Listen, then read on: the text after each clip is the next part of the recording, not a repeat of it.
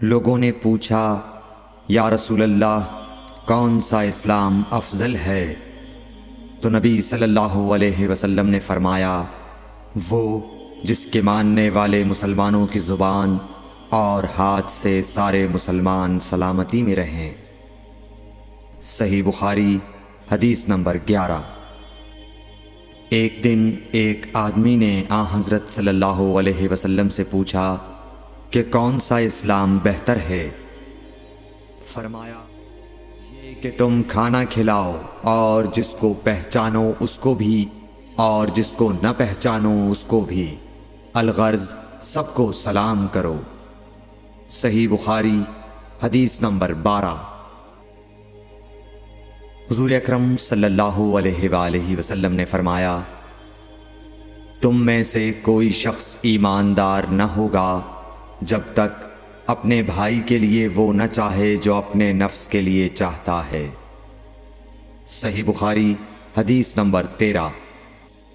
رسول کریم صلی اللہ علیہ وسلم نے فرمایا، قسم ہے اس ذات کی جس کے ہاتھ میں میری جان ہے، تم میں سے کوئی بھی ایماندار نہ ہوگا جب تک میں اس کے والد اور اولاد سے بھی زیادہ اس کا محبوب نہ بن جاؤں۔ صحیح بخاری حدیث نمبر 14۔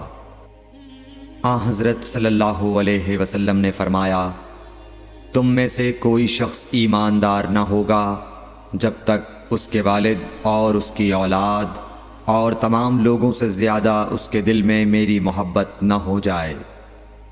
صحیح بخاری حدیث نمبر 15۔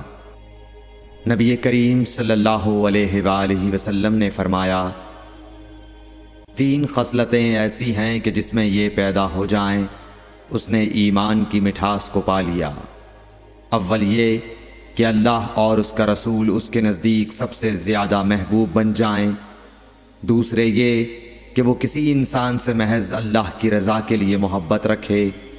تیسرے یہ کہ وہ کفر میں واپس لوٹنے کو ایسا برا جانے جیسا کہ آگ میں ڈالے جانے کو برا جانتا ہے۔ صحیح بخاری حدیث نمبر 16۔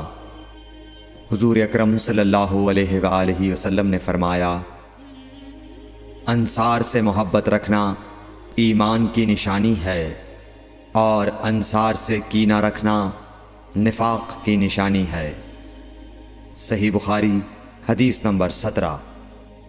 رسول اللہ صلی اللہ علیہ وسلم نے اس وقت جب آپ کے گرد صحابہ کی ایک جماعت بیٹھی ہوئی تھی فرمایا کہ مجھ سے بیعت کرو اس بات پر کہ اللہ کے ساتھ کسی کو شریک نہ کرو گے، چوری نہ کرو گے، زنا نہ کرو گے، اپنی اولاد کو قتل نہ کرو گے اور ناعمدن کسی پر کوئی ناحق بہتان باندھو گے اور کسی بھی اچھی بات میں اللہ کی نافرمانی نہ کرو گے۔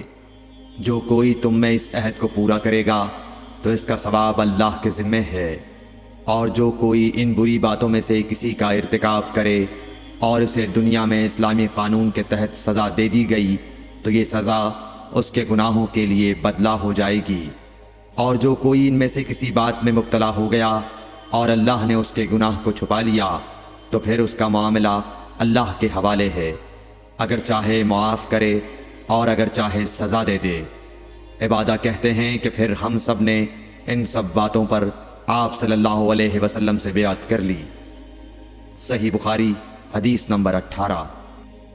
رسول اللہ صلی اللہ علیہ وسلم نے فرمایا، وہ وقت قریب ہے جب مسلمان کا سب سے عمدہ مال اس کی بکریاں ہوں گی، جن کے پیچھے وہ پہاڑوں کی چوٹیوں اور برساتی وادیوں میں اپنے دین کو بچانے کے لیے بھاگ جائے گا۔ صحیح بخاری حدیث نمبر 19۔ رسول اللہ صلی اللہ علیہ وسلم کسی کام کا حکم دیتے تو وہ ایسا ہی کام ہوتا جس کے کرنے کی لوگوں میں طاقت ہوتی۔ اس پر صحابہ کرام نے عرض کیا کہ یا رسول اللہ، ہم لوگ تو آپ جیسے نہیں ہیں، آپ تو معصوم ہیں اور آپ کی اللہ پاک نے اگلی پچھلی سب لغزشیں معاف فرماتی ہیں، اس لیے ہمیں اپنے سے کچھ زیادہ عبادت کرنے کا حکم فرمائیے۔ یہ سن کر آپ ناراض ہوئے، حتیٰ کہ خفگی آپ کے چہرہ مبارک سے ظاہر ہونے لگی۔ پھر فرمایا، کہ بے شک میں تم سب سے زیادہ اللہ سے ڈرتا ہوں اور تم سب سے زیادہ اسے جانتا ہوں، بس تم مجھ سے بڑھ کر عبادت نہیں کر سکتے۔ صحیح بخاری حدیث نمبر 20۔